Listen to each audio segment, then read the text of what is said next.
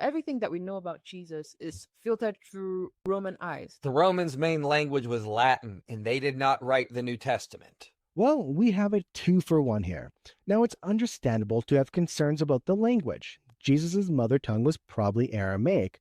However, there's a good case that can be made for him having known at least some Greek. This doesn't necessarily make matters all that much better, though, largely because it would have been in Aramaic that he preached in anyways.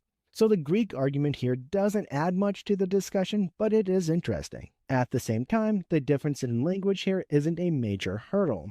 After all, we are just talking about a translation process, and we know that being fluent in both Aramaic and Greek wasn't unheard of. We can assume that Paul would have known both, as he did write his letters in Greek, and we can be certain that he knew Aramaic, as he seemingly conversed freely with the brother of Jesus, James, as well as the disciples of Jesus. Since these individuals were from Palestine, where Aramaic was a lingua franca, or the common language, we can safely assume that they both in fact spoke primarily Aramaic. We also have Josephus here, who wrote his Jewish wars originally in Aramaic and then translated it into Greek.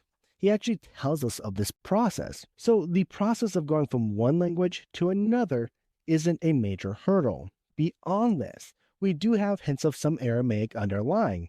Throughout the Gospels, we do have a number of Aramaic words and phrases that appear. This could suggest that we are looking at an Aramaic source here. Maurice Casey, in his book, Aramaic Sources of Mark's Gospel, takes this a bit further. Building on prior work, Casey's argument is that there is an Aramaic source for at least parts of Mark. Part of the reason for this view is that we have passages in Mark that appear to make more sense in Aramaic. They show signs of having been translated from Aramaic. Casey, taking this view, goes on to actually reconstruct 4 such passages. We also have what appears to be some external evidence that there were at least some Aramaic sources that were circulating early on as well. Papias tells us of a Gospel of Matthew that was written in the Hebrew dialect, which probably meant Aramaic here.